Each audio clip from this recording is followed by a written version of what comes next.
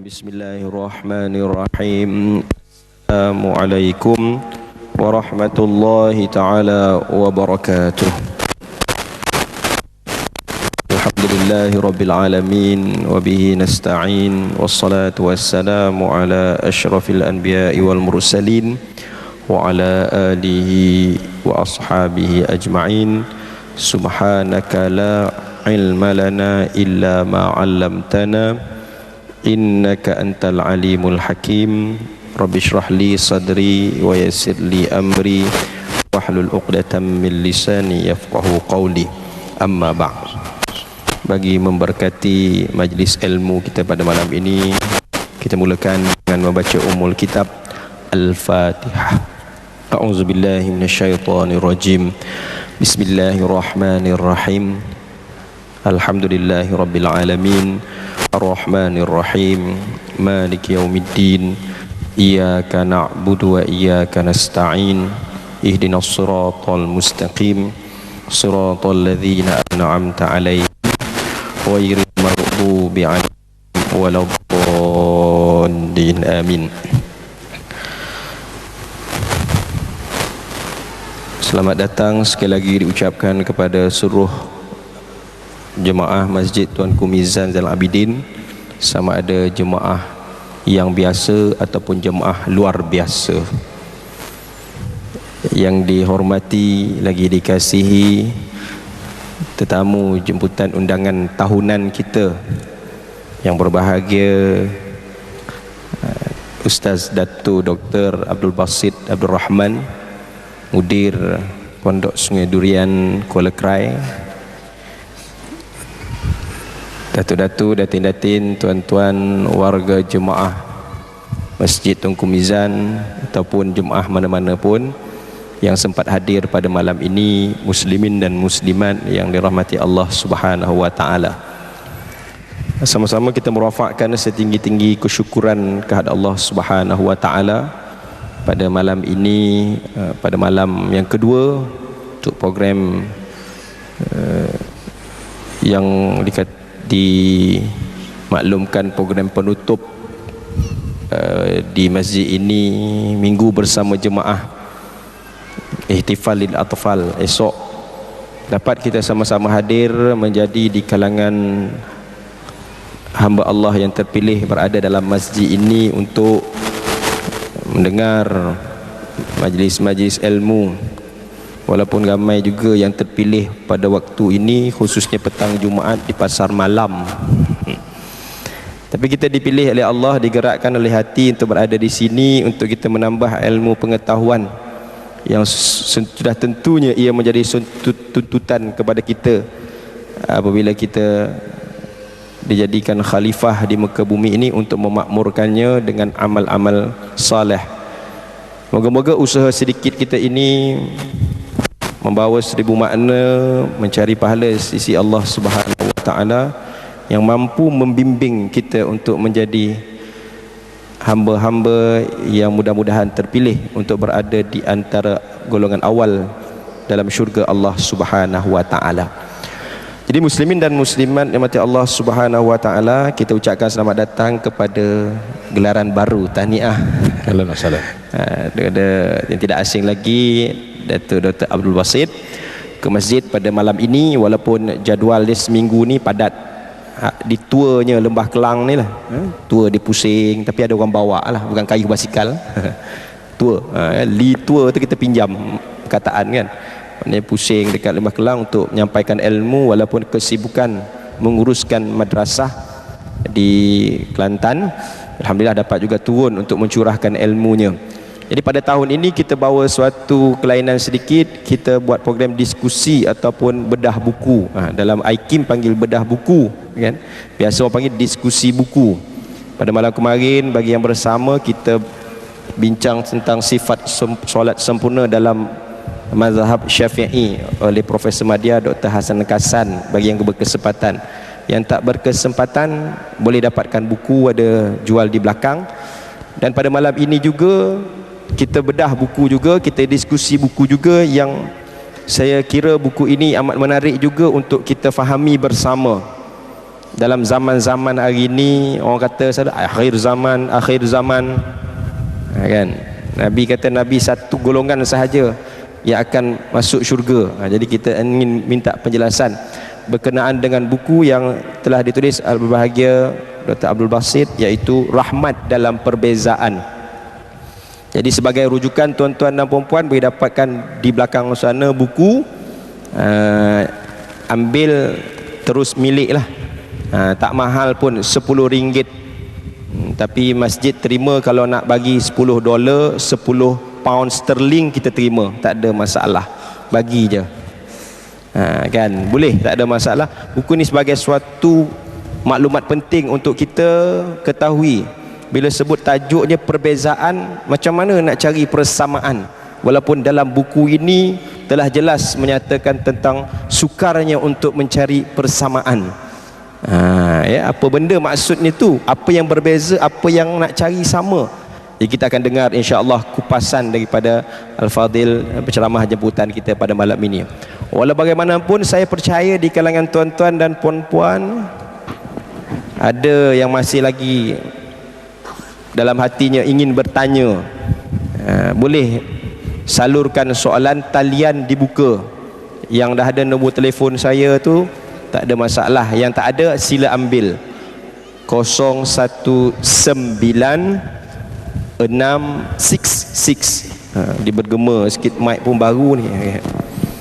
6103987 019-610-3987. Kan kau ada yang tak faham bahasa Melayu, kita cakap ke nak cakap bahasa Arab pula. Okay.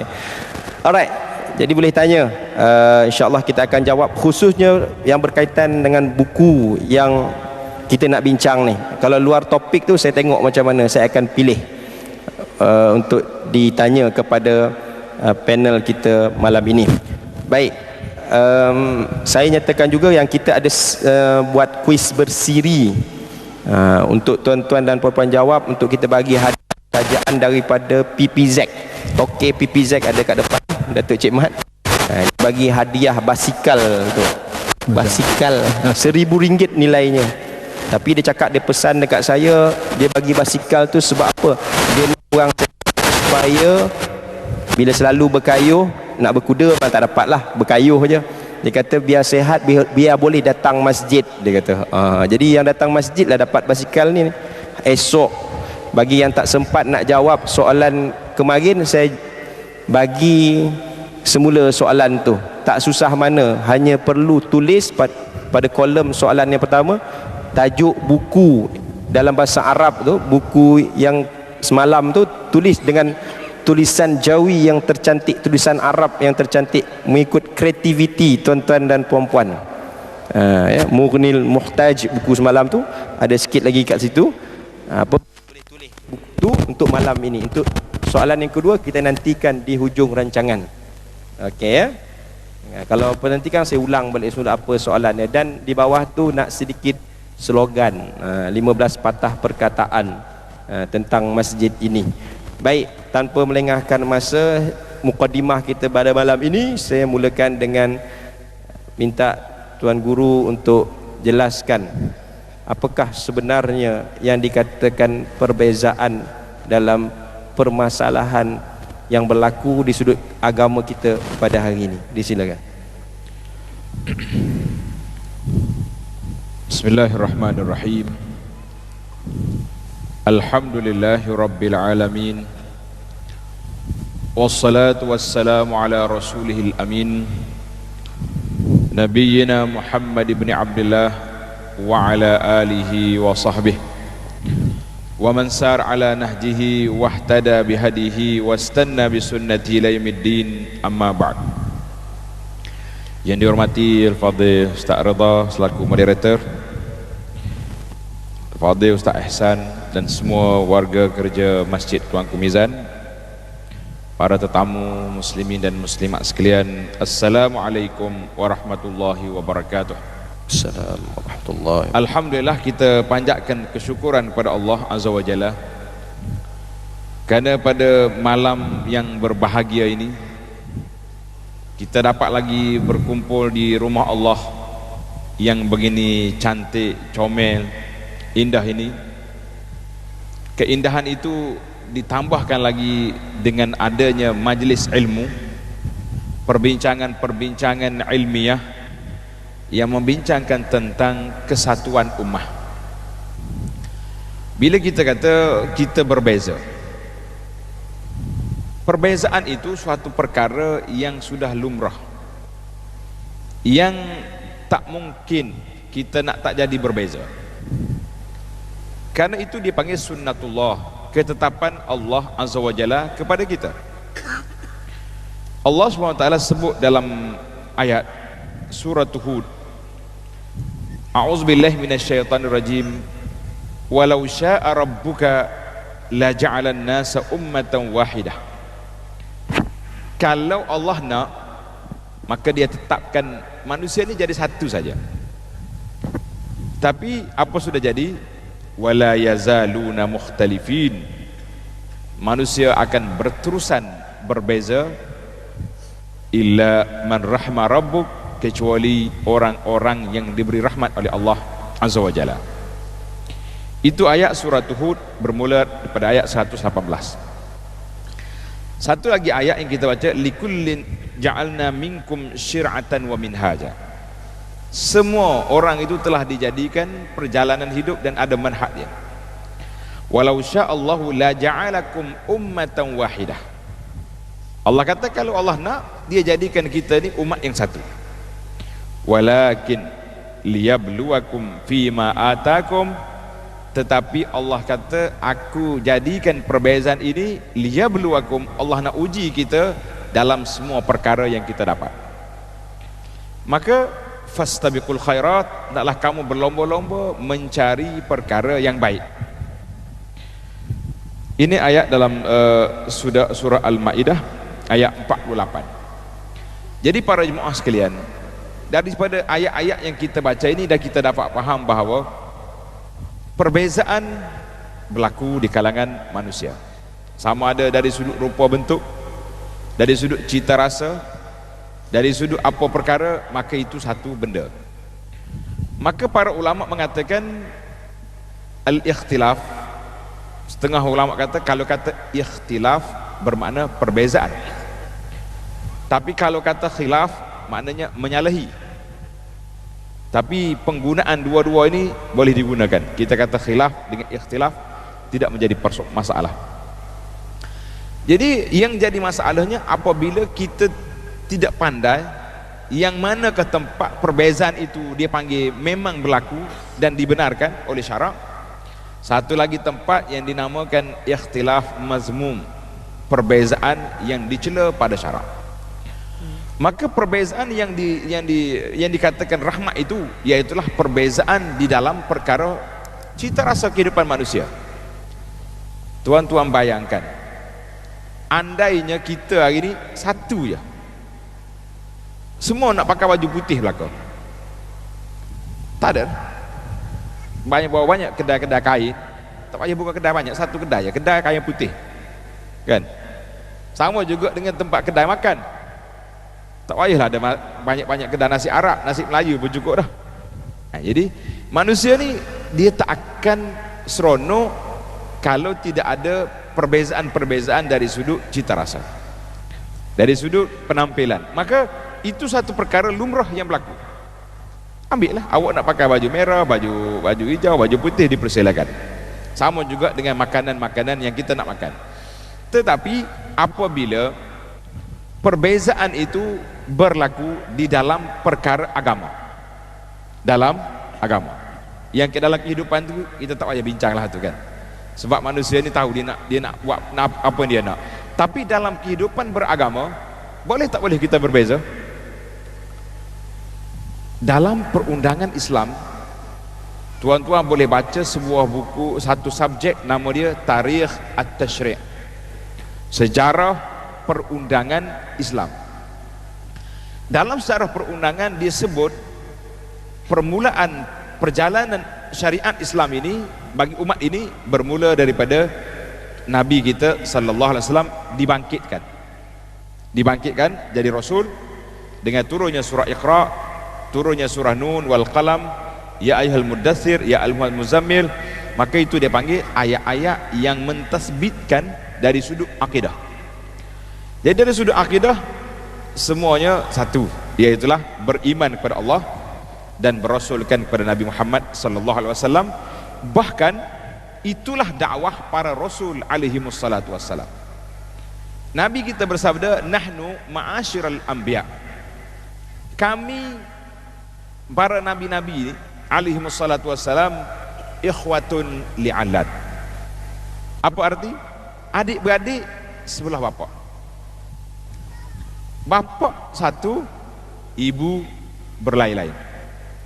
Artinya ajaran agama itu satu, iaitulah mentauhid, tauhid kepada Allah azza wa jalla.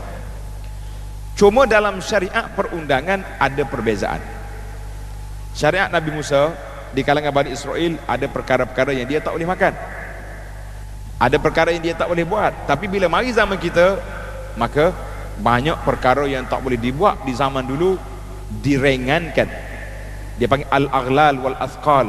Allah Ta'ala sebut dalam Quran, wa ma ja'ala alaikum fid dini min haraj. Allah tak jadikan dalam agama ini perkara yang memberat, yang menyusahkan. Maka Nabi SAW bersabda, inna dina yusrun, agama aku ini mudah. Walan yushadad din ahadun illa ghalabah. Siapa dia menyusahkan dalam agama, dia akan tewas. Karena itu ketika datang 3 orang pemuda, ingat tak cerita 3 orang pemuda mari siasat rumah Nabi sallallahu alaihi wasallam. Dia tanya Nabi buat apa? Sehingga timbullah keputusan, seorang kata tak nak kahwin, yang seorang kata tak nak makan, nak puasa terus, yang seorang lagi tak nak tidur, nak tahajud, nak qiyamul lail. Nabi sallallahu alaihi wasallam tegur. Patut Nabi kata baguslah, semangat mantap, kuat nak ibadat. Nabi kata lah, aku orang yang paling takut pada Allah azza wa jalla. Aku beribadat dan aku juga tidur, aku berpuasa, aku buka puasa, dan aku juga berkahwin dengan isteriku. Ini menunjukkan bahawa perbezaan-perbezaan di antara syariat-syariat dulu dari sudut undang-undang, dari sudut hukum hakam. Tetapi pokok persoalan tidak berbeza, iaitulah tauhid kepada Allah azza wa jalla. Maka itu dia panggil usul. Usul syariah tidak ada perbezaan. Bila mari di zaman kita hari ini, usulul al-ahkam tak ada siapa beza. Ada tak ada orang yang betul-betul waras, yang berpegang dengan mazhab Ahlus Sunnah wal Jamaah ini mengatakan solat tak wajib? Ada? Tak ada. Semuanya kata solat yang difardukan 5 waktu. Selesai. Saya baru ya jumpa solat 6 waktu. Sebab hebat tu. Lagi banyak ada tambahan sikit. Tak cukup 5. Dalam kursus perkahwinan, jadi ustaz dia tanya, awak solat berapa kali sehari? Ada yang kata 5, ada yang kata 3, ada yang kata 2, ada tak langsung. Ada juga dia jawab 6 kali sehari. Saya kata ni baru jumpa ni mazhab baru pula, solat fardu 6 kali sehari. Wallahu a'lam, itu cerita.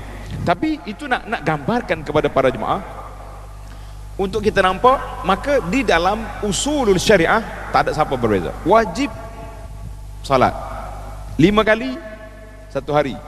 Nak salat kena ada wudu. Iza qumtu ila salat faghsilu, kena ada wudu. Bila mari bulan Ramadan sama juga, hatta yatabayyan, daripada masuk subuh sampai ke maghrib. Cuma di dalam pelaksanaan itu maka timbullah perbezaan-perbezaan.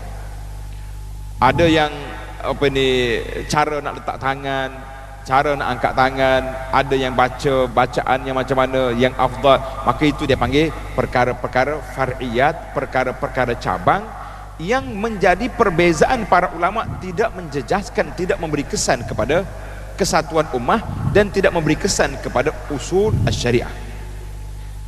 Maka para ulama mengatakan di antara maksur dalam buku ni ada cerita-cerita yang saya sebut di sini, tuan-tuan boleh tengok nanti. Di antara kata-kata Sayyidina Umar bin Abdul Aziz rahimahullahu taala, Umar bin Abdul Aziz al-Khalifatul Rashid. Orang namakan dia ni khalifah yang kelima. Dinamakan sebab mana keadilan yang dia bawa itu begitu kuat.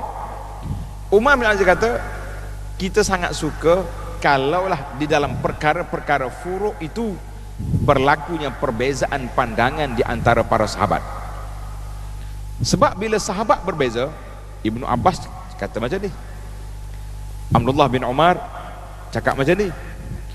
Maka bila pandangan sahabat berbeza, dia tidak jadikan satu hujah sehingga tak boleh berbeza. Tapi kalau ijma' sahabat daripada Sayyidina Abu Bakar, Umar, Osman, Ali, Ibnu Abbas, Ibnu Umar, Ibnu Mas'ud, semuanya sepakat, maka siapa menyalahi mereka, orang itu terbahaya kerana dia terkeluar daripada wa man yushaqiqir rasul, terkeluar daripada landasan ijma' para ulama al-ummah. Maka di sinilah kita nampak perbezaan itu rahmat. Cuma bila mari dalam sudut pelaksanaan, kenapa dia tidak jadi rahmat?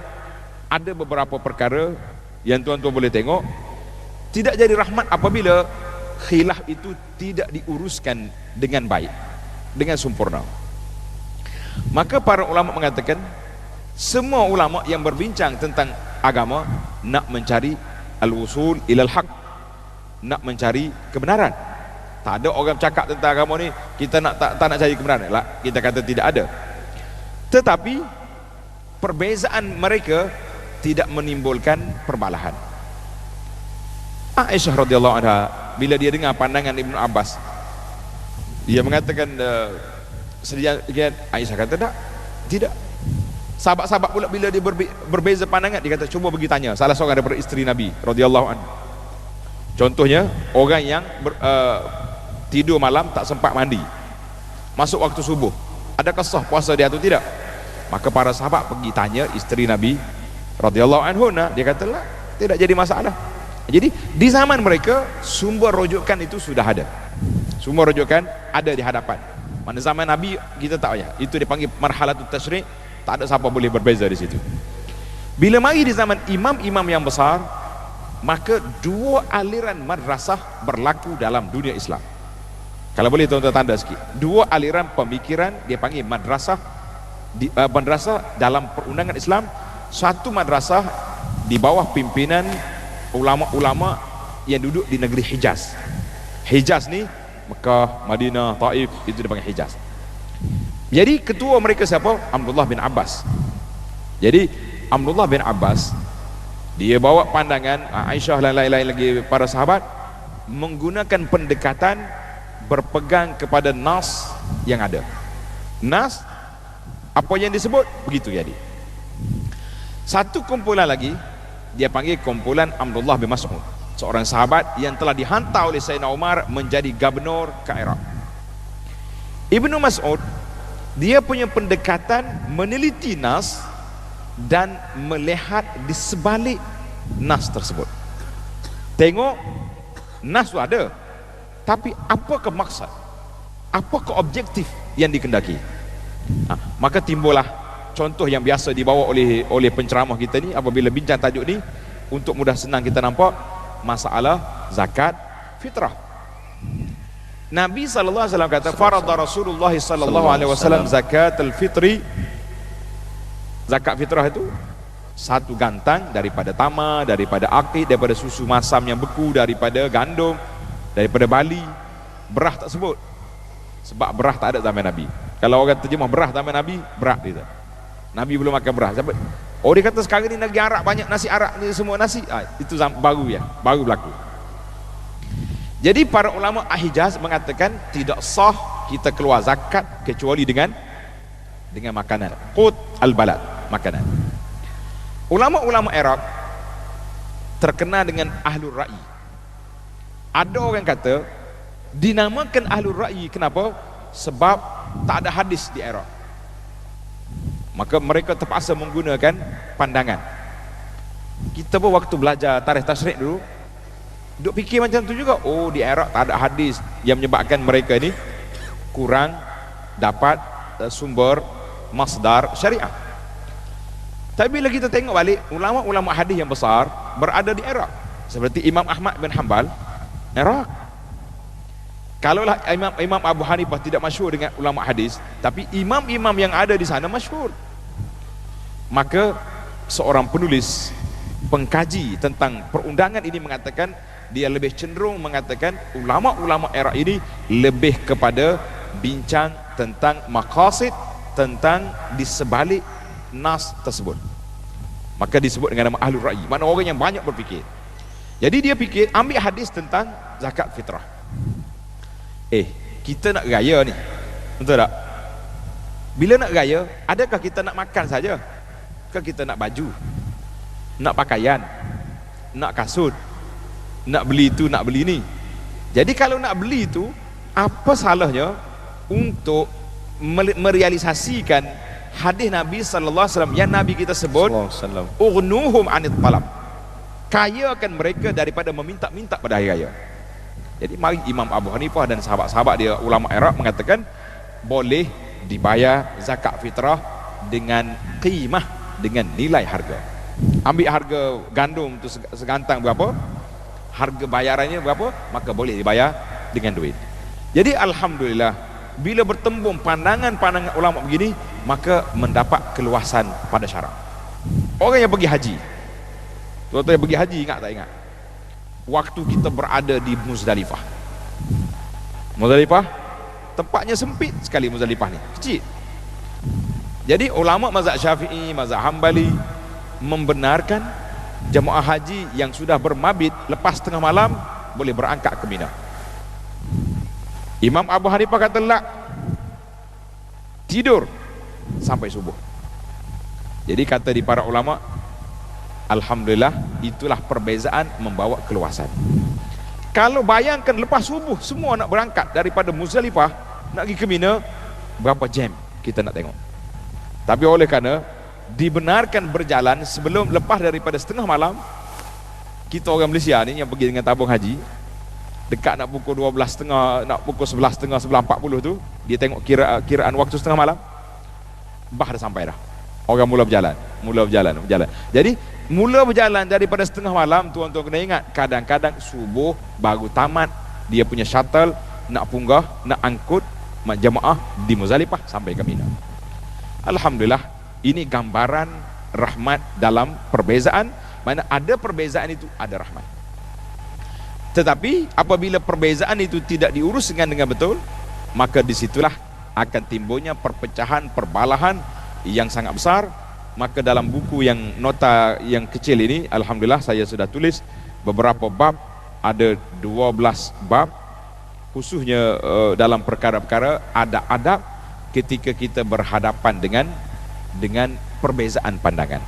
Itu mukaddimah, wallahu a'lam. Baik. Alhamdulillah.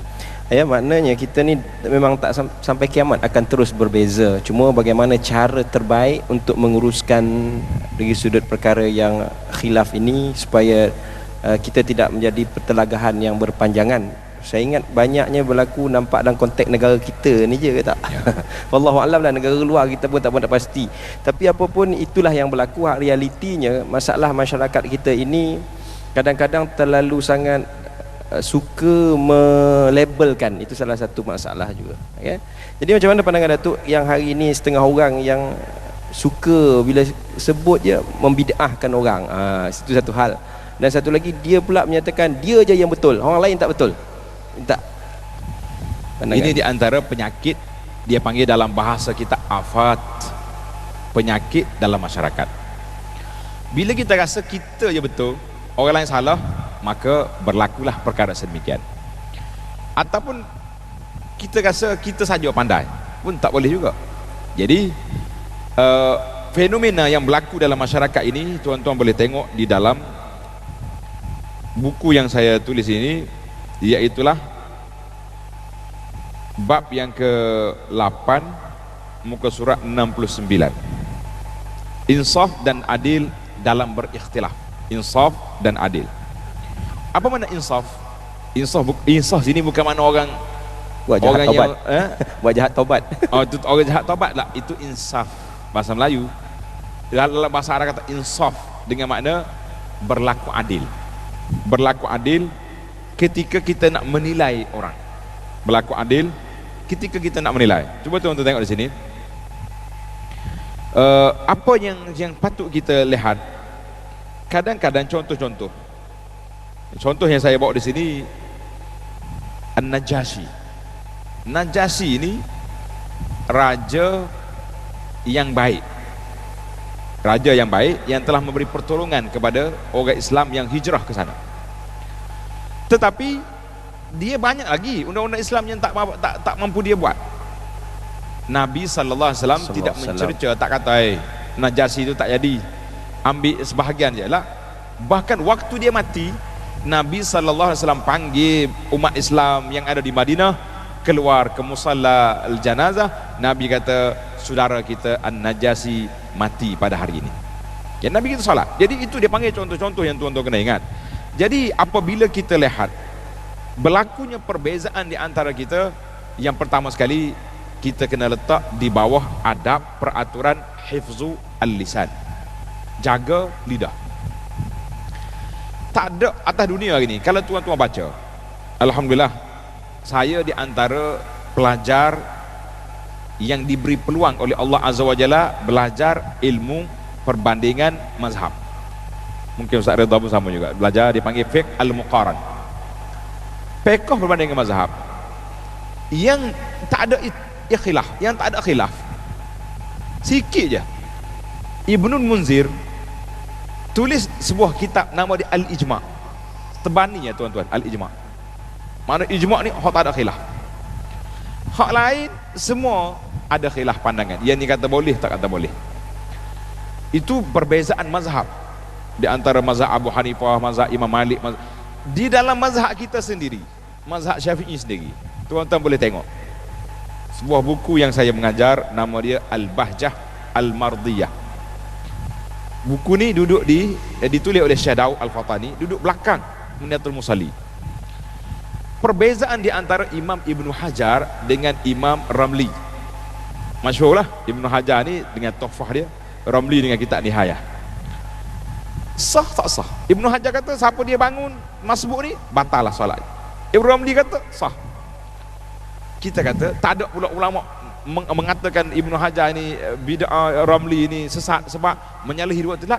Maka itulah yang menunjukkan bahawa apabila para ulama berbincang, maka dia tidak menebak sedemikian. Kita hari ni bila kita berbincang, kenapa yang timbul macam ni? Sampai orang kata hari ni, oh dia ni suka membid'ahkan orang. Orang ni pula kata, hak ni tak ada bid'ah pula, tak ada belaka, buat apa saja pun semua boleh belaka, asalkan khilaf. Kita kata dua-dua tu pincang belaka. Mana mungkin kita nak kata benda yang tidak bid'ah tu bid'ah, sebab bid'ah ni ada definisinya sendiri, iaitulah kata di para ulama, suatu amalan yang direka, yang dilakukan, yang dibuat tanpa ada contoh-contoh yang telah dilakukan oleh Nabi dan juga para sahabat, maka dia jadi bid'ah. Tapi bid'ah tu memang ada, jangan kata tak ada. Ibnu Al-Waddah dalam kitabnya Al-Bidah, kurun awal lagi dia telah menulis perkara-perkara mukhalafah yang berlaku di zaman itu. Mari pula Abu Syamah, seorang ulama dalam mazhab Syafi'i, tulis Al-Ba'is ala Inkaril Bid'ah wal Hawadis, dia tulis sebuah buku. Ibnu Al-Hajj dalam kitab Al-Markha. Jadi ulama-ulama telah berbincang, cuma bila mari zaman kita salah penggunaan, kita tidak bincang secara ilmiah. Anda tengok satu solat, dia panggil salatul raghaib. Ar-raghaib ini iaitulah solat yang dilakukan pada hari minggu pertama bulan Rajab. Solat ini diterima oleh sebahagian ulama Syafi'i. Imam Nawawi engkar begitu keras. Dia kata qatalallahu man ikhtara'ha. Qatalallah man ikhtara'ha. Allah Ta'ala ambil tindakan keras ke atas orang yang mereka hadis ini. Jadi kita nampak imam-imam telah memberi penjelasan yang jelas. Maka apabila penjelasan tidak diberi, kita hanya menyatakan saja ini tak baik, maka orang yang nak buat, dia akan kata oh dia ni suka bid'ah. Jadi orang yang tak belajar pula, dia pula boleh melakukan semua perkara di atas dasar tak apa, tak ada orang tegur, tak ada orang buat. Maka para ulama mengatakan perkara yang baik, perkara yang kita tahu benda tu benar, orang yang tahu mesti memberitahu, walaupun tak ada orang ikut.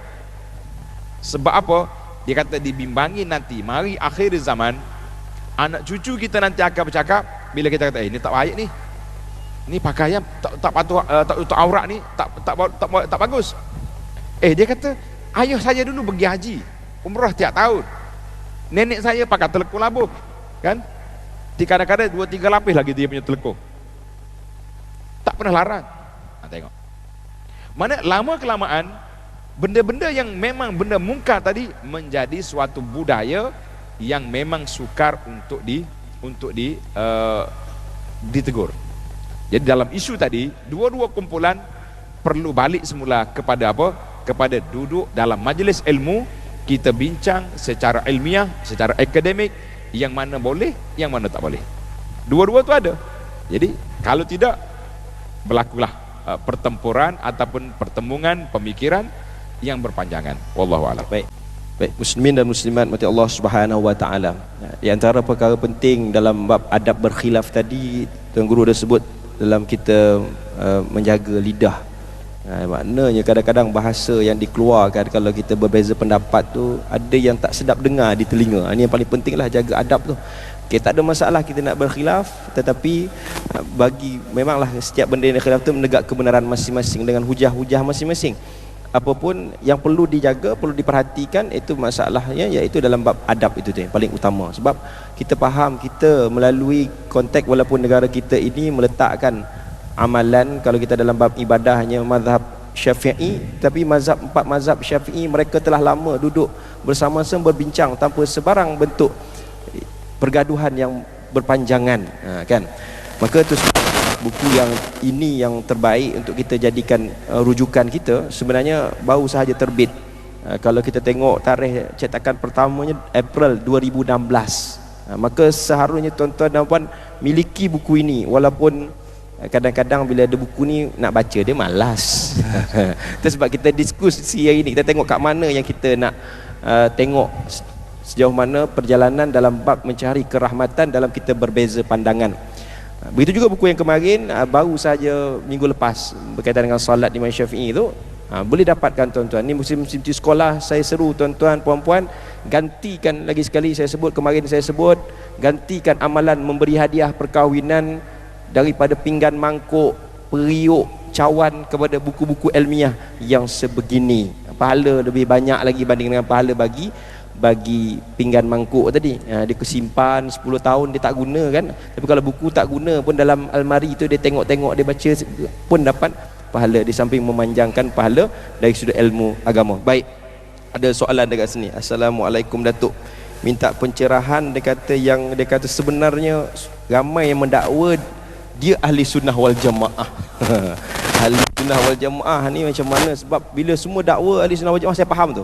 Dia kata maksud ahli sunnah wal jamaah tu ialah masing-masing kata dia ahli sunnah wal jamaah tapi menyalahkan orang ni, menyalahkan orang ni. Macam mana sebenarnya konsep ahli sunnah wal jamaah yang sebenar? Silakan. Alhamdulillah, salatu wassalamu ala Rasulillah wa ba'd. Jadi alhamdulillah, Malaysia ini dia sebut dalam perlembagaannya, dalam apanya sudah menyebut kita ni negara, kita punya Islam sebagai agama persekutuan, dan pegangan kita iaitulah pegangan Ahlus Sunnah wal Jamaah. Ini satu nikmat, sebab setelah diwartakan sedemikian, tuan-tuan kena ingat, kalau kita pergi kepada geografi agama dalam dunia hari ini berlaku pecah-pecah. Tetapi yang betulnya Ahlul Haq iaitulah Ahlus Sunnah. Apa makna Ahlus Sunnah? Yang pertama kita tengok definisi dulu.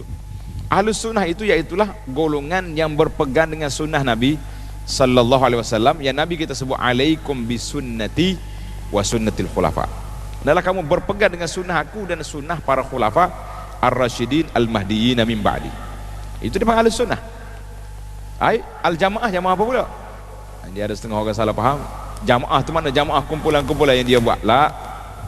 Jamaah di sini iaitulah jamaatul muslimin yang diasaskan oleh Nabi sallallahu alaihi wasallam, dibawa oleh para sahabat, para tabi'in dan imam-imam yang besar. Itu dia panggil Ahlus Sunnah wal Jamaah. Maka Ahlus Sunnah wal Jamaah ni dia ada usul. Dia ada usul pegangan dia. Yang pertama sekali kita mesti berpegang kepada Al-Quran. Yang kedua kita berpegang kepada sunnah Nabi sallallahu alaihi wasallam. Yang ketiga kita bagi kepada al-ijma' ulama al-Islam, dan juga dalam masalah hukum banyak perkara-perkara yang disebut dengan nama qiyas. Tapi dalam masalah yang asalnya kita mesti berpegang kepada sunnah Nabi sallallahu alaihi wasallam.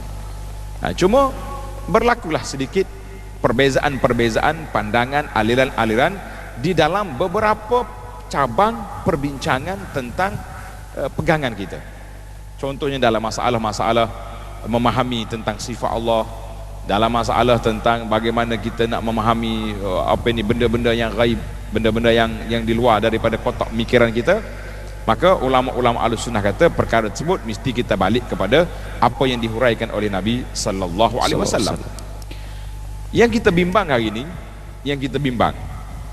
dan kebimbangan ini telah disuarakan oleh ramai ulama-ulama di atas dunia hari ini, iaitulah kemasukan fahaman Syiah yang begitu dahsyat.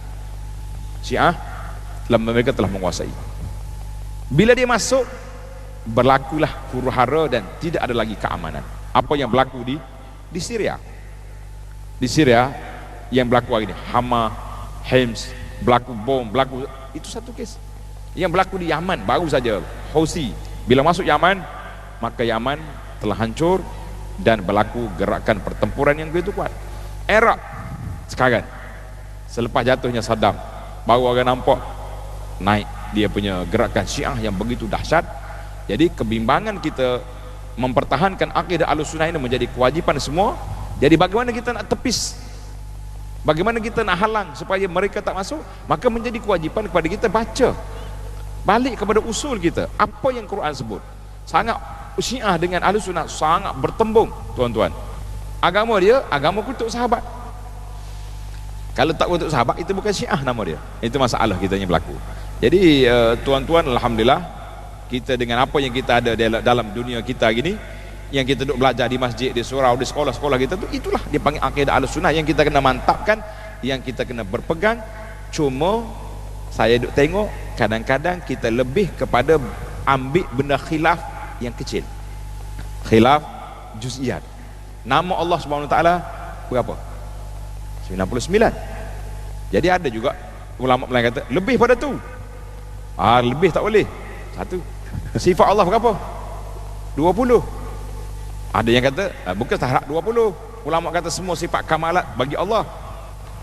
Cuma yang jadi masalah kepada kita para jemaah, bagaimana kita nak menghayati sifat-sifat dan nama-nama Allah, nak merealisasikan dalam hidup kita. Ana belajar sejarah ulama-ulama zaman dulu. Di antara yang diceritakan ulama seperti ulama-ulama salafus saleh, dia kata kami dididik oleh bapa kami, guru kami, supaya menghayati 3 sifat Allah. 3 ya. Apa dia? Allah mendengar, Allah melihat, Allah mengetahui. 3 sifat. Bila kita nak buat benda tak baik, nak mengumpat orang, tak payahlah duk tanya, ada orang tak? Bila boleh tanya ada orang ke tak, bermakna sifat sama bagi Allah Ta'ala tidak tertanam dalam hati kita. Kita nak bagi rasuah sikit. Nah, tapi kena cari tempat-tempat sembunyi. Rasuah apanya? Allah Ta'ala melihat. Bila kita dalam hati kita nak ada sifat tercela, dengki, hasad pada orang, Allah Ta'ala mengetahui. Jadi ini proses hari ini yang kita ni para pendakwah wajib memperjuangkan hari ini, bagaimana nak merealisasi sifat Allah Ta'ala itu, nama-nama Allah Ta'ala di dalam jiwa anak-anak kita penganut Ahlussunnah wal Jamaah. Itu yang besar. Sebab kalau tertanam dalam jiwa kita ni, alhamdulillah, banyak kerja-kerja yang kerajaan telah menghabiskan duit, selesai.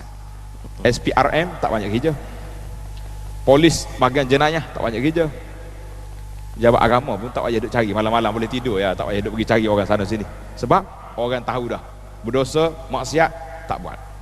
Jadi para jemaah sekalian, kita fokuskan tajuk kita ni, kita nak cari rahmat. Perbezaan benda-benda furuk di dalam perbincangan tak akan habis, tak akan habis.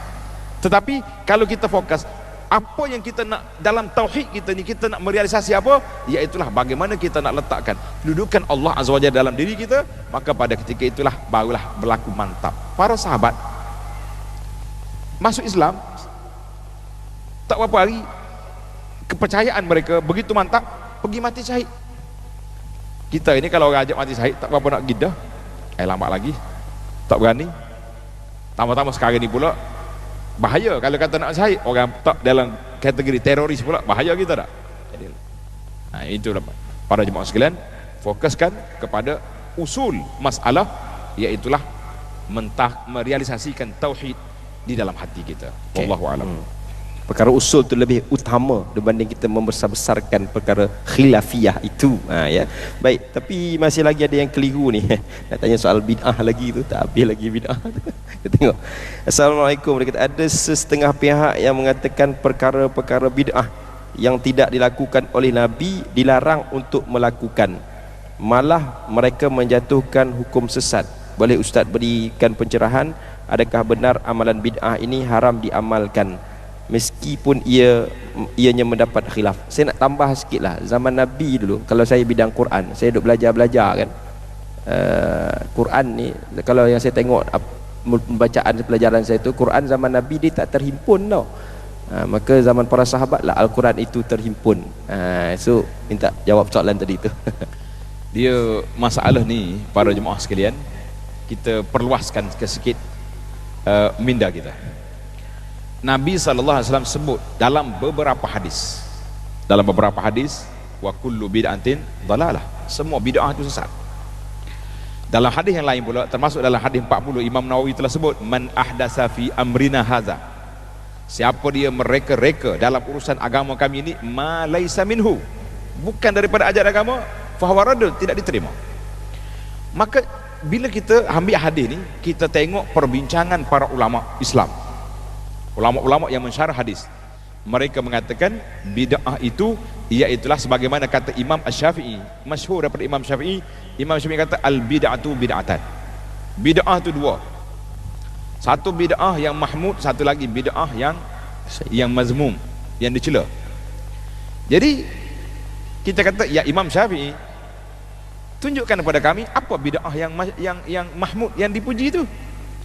Imam Syafi'i kata, ma wafaqal haq, ma wafaqas sunnah, amalan-amalan yang bertepatan dengan sunnah, maka itu dikira bid'ah yang mahmud. Enggak, kalaulah amalan itu bertepatan dengan sunnah, adakah dia bid'ah? Tak jadi bid'ah lah, jadi sunnah. Habis, di mana mari perkataan bid'ah? Ambil daripada perkataan Sayyidina Umar Ibn Khattab. Ibn Umar zaman pemerintahan dia tengok orang solat tarawih bertaburan, seorang kat imam ni, seorang ni. Jadi tak satu. Umar kata, dia panggil imam besar pada waktu itu, Ubay bin Ka'ab radhiyallahu anhu. Umar kata, Ubay, kamu jadi imam, semua jamaah ikut satu imam, seorang imam. Bila orang beratur semua, Sayyidina Umar kata apa? Ni'matul bid'atu hazihi, sebaik-baik bid'ah inilah. Walladzina yanamuna anha khairum min, siapa dia tidur sekarang, bangun di akhir malam, lebih afdal daripada ni, Umar kata. Maka para ulama mengatakan, adakah Sayyidina Umar telah mereka satu ibadat yang tidak ada di zaman Nabi sallallahu alaihi wasallam, iaitulah ibadat salatu at-tarawih. Rupanya bila tengok dalam buku sejarah, Nabi kita sallallahu alaihi wasallam pernah melakukan salatut tarawih bersama dengan para sahabat. Malam pertama pendek, malam yang berikutnya Nabi kita keluar, dia solat sampai setengah malam, sehingga sahabat mari komplain. Dia kata, ya Rasulullah, kalau teruskan sampai ke sahur kan lebih afdal, lebih baik. Itu yang timbul hadis Nabi kata, siapa dia solat sekali dengan imam sampai sudah, man shalla ma'a imamihi, man qama ma'a imamihi, siapa dia solat sekali dengan imam hatta yansarif, sehingga imam sudah. Imam 20, imam buat 8. Kita tak kelahi lah dalam masalah furu', masalah bilangan. Tapi kelahi juga. Kelahi juga. Patut tak kelahi dah benda tu, benda sunat. Kutiba lahu qiyamul lailatin, ditulis baginya pahala berdiri malam. Jadi maka asal qiyamul lail ada tak ada? Ada. Nabi kata man qama ma imamihi, Nabi beri galakan. Jadi kenapa Sayyidina Umar kata nikmatul bid'ah tu? Kenapa nikmat sebaik-baik bid'ah ini? Maka para ulama mengatakan perkataan Umar itu menunjukkan kepada bahasa. Dari sudut lughahnya, Bid'ah itu mana satu susunan baru. Satu susunan baru. Macam kita hari ni. Dalam masjid kita hari ni. Zaman Nabi mana ada kapet begini. Susunan baru hari ni ada kapet. Zaman kita hari ni pula bukan sangat kapet, kapet berjalur. Kalau tak berjalur, bengkok-bengkok. Berjalur pun tak betul juga. Kan? Jadi itu kita boleh katakan nikmatul bid'atu hazi. Susunan baru ini. Jadi Sayyidina Umar bukan mereka perkara baru. Jadi para ulama kata, kenapa Nabi tak buat berterusan? Kenapa Nabi tak buat terus? Maka Nabi kita berhenti. Dia solat tarawih beberapa malam saja, Nabi kita berhenti sebab apa? Liwujudil mani'. Ada halangan. Apa halangan dia? Halangan dia Nabi takut Allah Subhanahu wa taala fardukan salat tarawih ke atas umat ini, maka ragi ramai umat ini berdosa. Solat 5 waktu pun tak cukup. Nak tarawih pula lagi berat. Jadi Nabi kata ulama, apabila Nabi kita tinggal tidak melakukan sesuatu ibadat kerana suatu halangan, maka itu menunjukkan perkara yang sebut ada sebab. Tapi kalau Nabi tak buat, tak ada halangan apa-apa, siapa dia buat juga lepas pada itu, maka dia telah memasukkan suatu ahdas, suatu rekaan. Itu dipanggil cerita dalam masalah begitu. Itu contoh yang kita senang lah para jemaah. Jadi Imam Syafi'i kata bid'ah yang mahmud itu yang bertepatan dengan sunnah. Jadi kalau tengok definisi sunnah, tengok definisi bid'ah, maka dia tidak bid'ah sebab dia tepat sunnah. Cuma dari sudut bahasa, jadi ma khalafa, apa amalan-amalan yang menyalahi sunnah, maka itu dipanggil bid'ah yang mazmumah, yang dicela pada syarak. Itu dipanggil perbahasa ringkas. Kalau nak panjang kita buat wacana lah, senang kita buat seminar terus lah. Ini nak jawab adab-adab perbezaan, supaya kita nampak tasawur, gambaran dalam isu yang dipolemikkan ini. Okay. Dah lama dah kita tak buat daurah dengan Datuk ni. Kita kena buat daurah isu-isu macam ni, insya-Allah. Baik, ini soalan agak tinggi sikit ni. Menarik juga soalan dia. Dia kata kita lihat ada khilaf dalam takwil beberapa ayat Al-Quran antara ulama sunnah dengan takwilan sumber Imam Syiah. Tadi Datuk disebut dengan Imam Syiah. Dia kata adakah adalah perbezaan ini satu rahmat atau muktabar? Ayat itu. Lepas tu misalnya dalam perbezaan, dia bagi perbezaan lah dalam mentakwilkan perkataan An-Naba dalam surah An-Naba itu sendiri. Minta penjelasan. Dia mas gini. Sekarang ni kita kena tengok perbezaan tu siapa. Khilaf dalam Islam ini ada khilaf yang mu'tabar, ada khilaf yang tak mu'tabar. Jadi kalau khilaf di kalangan ulama Ahlus Sunnah, khilaf di kalangan ulama Ahlus Sunnah, maka itu dia panggil khilaf yang boleh diambil kira, boleh dibuka file. Tapi kalau khilaf dengan ulama Syiah, kita ulama-ulama Ahlus Sunnah kata tak payah duk bincang dah. Sebab usul dia berbeza dengan kita. Hadis dia tak pakai riwayat-riwayat kita ni. Dia ada riwayat dia sendiri, riwayat Ahlul Bait dia, riwayat-riwayatnya yang kita tak boleh nak kesan dia punya cara pemikiran. Jadi riwayat-riwayat yang mari daripada Syiah, maka ulama Ahlus Sunnah tidak akan menerimanya dalam masalah-masalah begini, kecuali satu kes. Sekarang ni dia panggil negara OIC. Negara Syiah Iran, dia OIC. Maka ulama Islam terpaksa kena buka pintu di dalam persidangan fiqh Islami. Dia panggil Al-Majma' Al-Fiqhi Al-Islami. Ada wakil dia bercakap. Dia bentar kertas. Saya tengok dalam jurnal Majallatul Majma' Fiqhi, memang ada kertas dia. Tashkhiri biasanya bentar kertas. Tapi ulama-ulama Ahlus-Sunnah berilah hak dia sebab ahli anggota OIC. Cuma dari sudut iktibar tak iktibar, biasanya orang tak ambil. Tak ada. Berkata Syiah itu tidak ada. Nah, jadi kita kata kalau khilaf dengan pokok ni, maka kita abaikan. Tetapi kalau khilaf di kalangan ulama Ahlus Sunnah yang berbeza tentang penafsiran ayat, berbeza tentang takwilan yang disebut tadi, maka itu dia panggil khilaf yang diperbincangkan oleh para ulama. Okey, baik. Ini dalam bab kita berpegang pada mazhab ni, ya. Dia tanya, salam Ustaz, boleh tak kita berpegang dengan pelbagai mazhab? Contohlah dia kata dalam bab ambil wuduk, dia kata tak nak pakai mazhab Syafi'i sebab batal, tapi ambil mazhab lain dengan isteri tak ada masalah. Dia masalah mazhab. Kita ni alhamdulillah tuan-tuan, orang Melayu ni mazhab Syafi'i. Waktu anak belajar di Universiti Madinah dulu, di Universiti Madinah ni Dia punya manhaj dia, silibus dia ajar 4 mazhab yang asas. Tapi dia ajar semua mazhab-mazhab yang dah habis pun, asalkan ada dalam kitab, dalam Bidayatul Mujtahid ada, dalam kitab lain dia ajar. Bila waktu pelaksanaan, ana pilih tajuk tesis master saya. Tajuk agak mencabarlah sikit. Biasalah orang muda ni semangat, dia tak tahu payah benda tu. Bila sampai ke jabatan syariah yang saya duduk, ulama-ulama pensyarah saya panggil. Dia kata, Malaysia mazhab apa? Kata Syafi'i.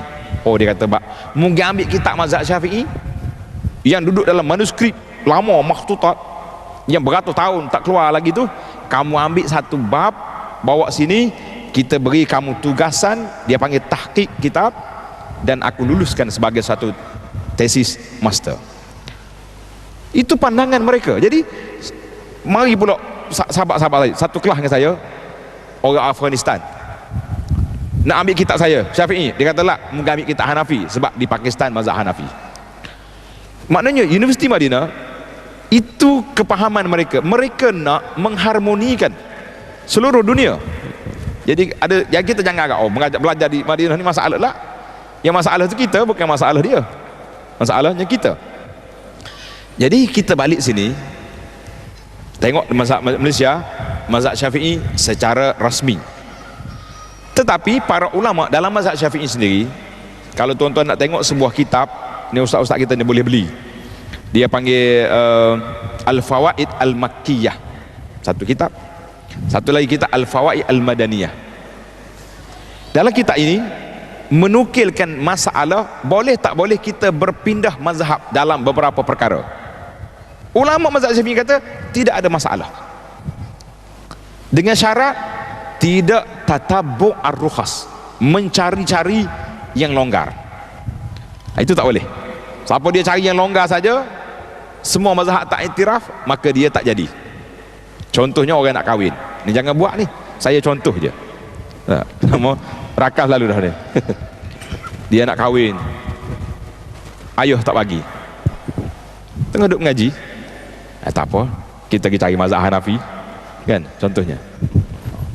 Lepas tu duit pun tak ada pula ni, mazhab Syafi'i kata boleh berhutang, dua gugur kan, ajak kawan pula kan, orang tahu pula mazhab dalam mazhab Maliki tak payah pakai saksi, contoh. Jadi dia kahwin apa tu, semua mazhab tu tak iktiraf perkahwin, maka itu dia panggil man tatabba'ar rukhas tazandak. Siapa dia pergi cari benda yang mudah saja, maka dia jadi zindik, tak beragama orang tu. Yang kita hari ni bukan nak bermudah-mudah mencari mudah, tetapi nak mencari kelonggaran menyelesaikan masalah. Saya ambil contoh yang paling mudah sekali. Tadi zakat kita, daripada tahun berapa lagi kita gezek boleh bayar dengan harga zakat? 20 tahun ada dah? Ada deh. Salah satu daripada contoh. Tuan-tuan bayangkan, dulu satu kampung, sebuah kampung mungkin ada 50 orang, 50 rumah. Nak solat Jumaat terpaksa kena kira, panggil nama seorang-seorang, cukup 40 barulah azan. Sekarang ni satu daerah, satu qaryah 3,000 orang. Kalau semua mari bayar, bawa beras gantang seorang, 3,000 gantang, imam nak duduk di mana? Datuk, imam tanya Datuk nak beras tak? PPZ. Nak duduk kat mana imam? Jadi alhamdulillah, rahmat dalam perbezaan, kerajaan kita, jabat agama kita, pihak zakat telah menerima pandangan mazhab Hanafi yang membenarkan bayar dengan qimah. Selesai masalah. Oh, nak pergi haji, sampai tempat tawaf, aksiden, nak pergi ambil wuduk, ya Allah, mesti haji, bayangkan nak keluar daripada masjid nak ambil wuduk.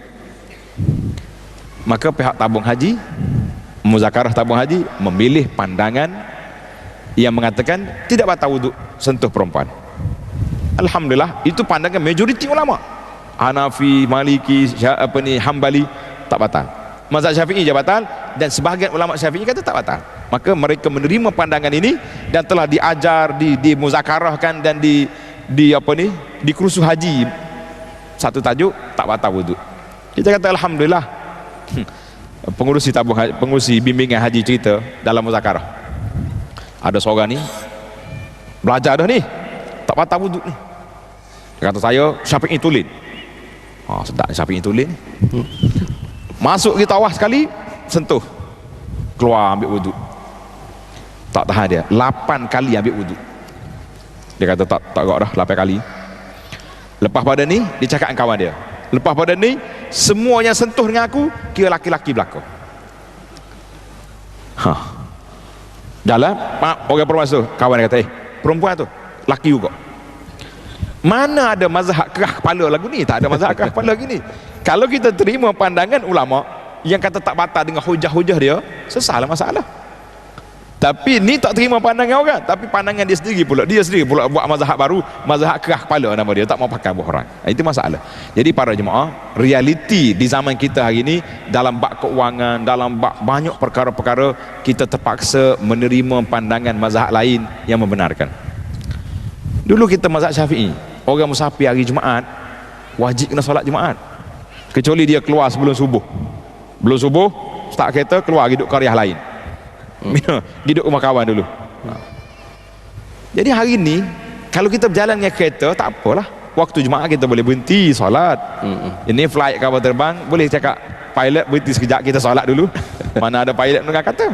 Jadi alhamdulillah tuan-tuan, ambillah rahmat dalam perbezaan yang kita sebut ini. Memang perbezaan pandangan mazhab itu rahmat, cuma yang tak bolehnya kita tatabu' ar-rukhas, mencari yang longgar-longgar. Kenapa buat ni? Ada ulama kata, tak boleh lagi tu. Ada ulama kata, mana hujah? Mana dalilnya? Maka dalil itu menjadi paksi kepada amalan kita. Wallahu alam. Baik. Itu dia. Saya ada satu cerita yang saya baru terima dalam kes bab meraihkan perkara-perkara khilaf ni. Imam Sudais mungkin ada yang pernah dengar cerita ni, ketika mana dia datang di Malaysia, dia kalau sembahyang dan live sendiri pun dia pernah sembahyang baca hari Jumaat, dia baca bismillah tu perlahan.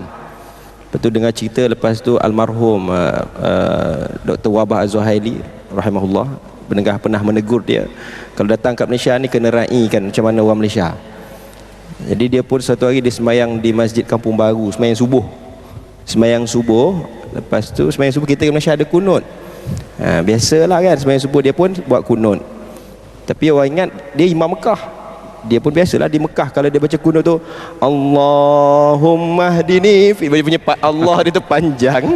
Jadi orang ingat Allah tu nak takbir intiqalat, jadi orang pun habis sujud belaka. Jadi semua tak sah lah hari itu. Ini berlaku, kisah ni ada yang mencerita kepada saya, berlaku di Kampung Baru, tak silap ada dalam rakaman YouTube ke apa, dia orang cerita, cuba carilah ya. Jadi maknanya Imam Sudais sendiri pun walaupun di Masjid Haram tidak berkunut, tapi dia datang Malaysia dia tak meraihkan. Ini yang kita nak, dalam perbezaan itu saling meraihkan. Baik, sebagai penutupnya dah nak jam 9 dah. Okey, kita pun tunggu kita ni banyak dia punya rehlah dia. Jadi banyak benda yang dia kena berehat jugalah kan. Kita beri kesempatan lepas ni pula dia offer siapa yang nak sign buku ni, lepas solat boleh datang sign. Beraturlah bawa pen. Okey, insya-Allah. Sebagai penutupnya ada soalan dekat sini dan saya pun berminat dengan soalan ini. Bagaimana ditanya, dia kata, Assalamualaikum Datuk, bagaimana hendak memurnikan perbezaan pendapat dalam konteks Muslim di negara Malaysia ni, dan di zaman maklumat yang berada di hujung jari ini, pelbagai isu mudah dapati tapi sukar untuk disahihkan oleh masyarakat umum. Yang terakhir lah ni. Okay. Terima kasih kepada Ustaz Ridha dan juga saudara yang bertanya. Bila kita dengar perbezaan, tak boleh nak hapuskan. Maka menjadi kewajipan kepada kita para pendakwah dan juga para pembuat dasar menguruskan perbezaan itu dengan baik. Dalam pandangan saya, setelah saya teliti kepada keadaan masyarakat yang ada hari ini, dengan zaman ledakan maklumat, zaman IT yang orang boleh terima semua maklumat di mana-mana, cari internet jumpa selalu. Yang letihnya tuan-tuan, yang kita rasa penatnya, kalau kita search tu web Syiah dulu keluar. Itu bahaya. Web Syiah ni pandai dia. Kita buat arrahmah.com, dia pergi buat Ar-Rahmah News. Jadi dia buat nama yang sama, tapi dalam tu beracun Syiah tu ada. Itu masalah. Jadi pihak kita pendidikan, kita kena duduk di alam realiti, di alam nyata. Kalau dulu orang kata alam ni ada dua saja, Satu dia panggil alam dunia, satu lagi alam kubur. Sekarang ni saya tambah lagi alam maya satu lagi. Tidak ada alam maya sekarang ni. Alam maya ni entah di mana saya dapat ni. Siapa dia ni? Dia tak kenal pun. Oh ni ustaz ni kata tak boleh. Ustaz ni kata boleh. Dalam blog ni kata boleh. Ini masalah. Orang duk viral satu masa dulu berkahwin tapi berzina. Ustaz dapat tak? Oh ya. Okey apa? Sebab dia kahwin dah ada baby kat dalam. Kan? Memang dalam makalah tu ditulis mengikut mazhab lain, mazhab Hambali. Memang tak sah kahwin. Tapi tempat kita sini, undang-undang sini mengikut mazhab Syafi'i sah. Maka penyelesaian yang pertama sekali, adabul khilaf. Adab khilaf ulama ini perlu diperluaskan, menjadikan satu subjek di universiti, di sekolah, di masjid, perlu dibesarkan. Biar orang tahu macam mana kita nak berikhtilaf. Kemudian selain daripada kita tahu sebab-sebab khilaf, kita kena besarkan adab sesama kita sebagai seorang muslim. Imam Syafi'i satu hari dia berdebat dengan kawan dia As-Sadafi, Abu Yunus As-Sadafi. Biasalah Imam Syafi'i ini hujah dia kuat. Tak sampai satu hari Imam Syafi'i pergi rumah kawan tu, bagi salam, assalamualaikum, pegang tangan pimpin. Dia kata perbezaan pandangan kita jangan menghilangkan ukhuwah di antara kita, jangan menghilangkan ukhuwah. Cuma masalah di tempat kita ni, bila kita tidak ajar benda-benda tadi, bila kita tengok orang berbeza pandangan, kita tak boleh terima. Saya kata tak boleh dah, kena terima dah berbeza pandangan.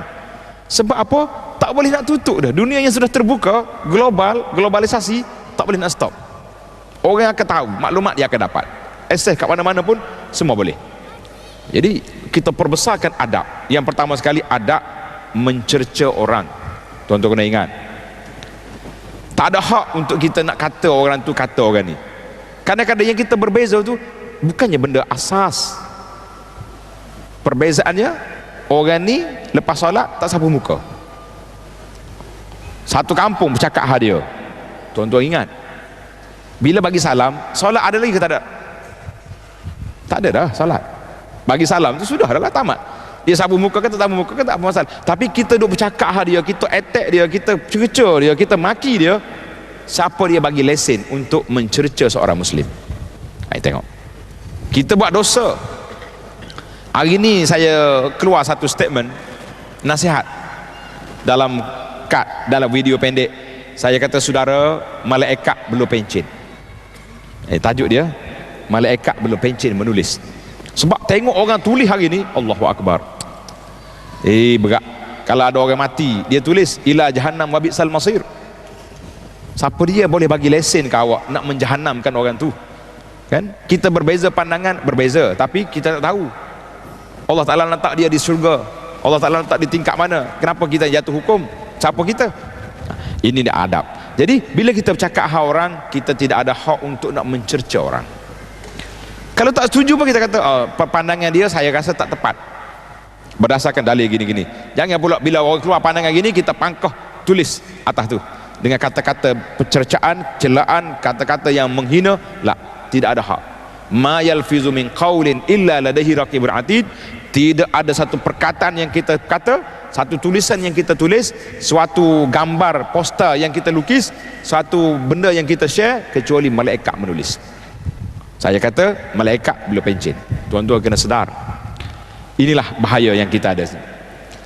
Perkara yang kedua, selain daripada adab, iaitulah mesti kita beri pendedahan kepada masyarakat ilmu tentang pelbagai mazhab yang ada dalam dunia ini. Peringkat rendah-rendah tak payahlah, biar dia belajar dulu perdoaannya, peringkat kafar tu tak. Tapi peringkat yang dah tinggi, kita kena beri. Masalah begini, pandangan ulama kata gini. Kita orang pergi Mekah, pengalaman saya duk bawa Imam Haji ni, di antara soalan awal yang dia orang tanya, tuan-tuan kena ingat, kenapa orang tu solat tahiyat gini? Ada hak nak marah, ada. Saya rasa macam nak patahkan. Kata, awak patah jari dia tu, awak berasa jenayah tu, hudud kena nanti. Jadi kita pun cerita, dalam mazhab Maliki, terima hadis gerak tangan. Takkanlah kita nak kata Imam Malik dan pengikut-pengikut mazhab Maliki salah. Kita yang betul. Kita pula belajar fiqh mazhab Syafi'i tak boleh bergerak dalam solat. Kalau ada kosong kat depan tak naik. Kalau handphone bunyi dalam poket, tutup tak? Pakai biar begitu ya. Kawan dia cari dia mustahak, 3 kali pusing rintong. Rintong dia pula lagu Hindustan, Endangdu. Bergoyak apa ni? Sekali dengan imam golek kepala. Tengok. Ini dipanggil, maka kita ajar kepada masyarakat ilmu-ilmu tentang bagaimana pandangan-pandangan ulama dalam masalah sesuatu masalah, tetapi kita berpegang dengan mazhab kita Syafi'i. Cuma dalam keadaan terdesak, ada pandangan-pandangan lain yang menyelesaikan masalah. Alhamdulillah para jemaah sekalian, mudah-mudahan kita dapat rahmat dalam perbezaan para ulama ini sebagai suatu panduan. Yang saya tulis di sini banyaklah nasihat-nasihat dan juga panduan-panduan supaya kita dapat menangani masalah khilaf dengan cara yang baik, insya-Allah. Alhamdulillah.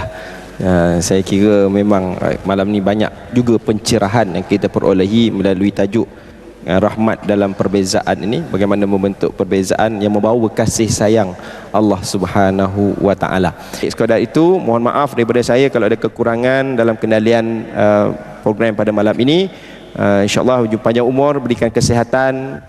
Kita berjumpa pada minggu bersama jemaah pada tahun hadapan. Wallahu alam, wabillahi taufik wal hidayah. Wassalamualaikum warahmatullahi taala wabarakatuh.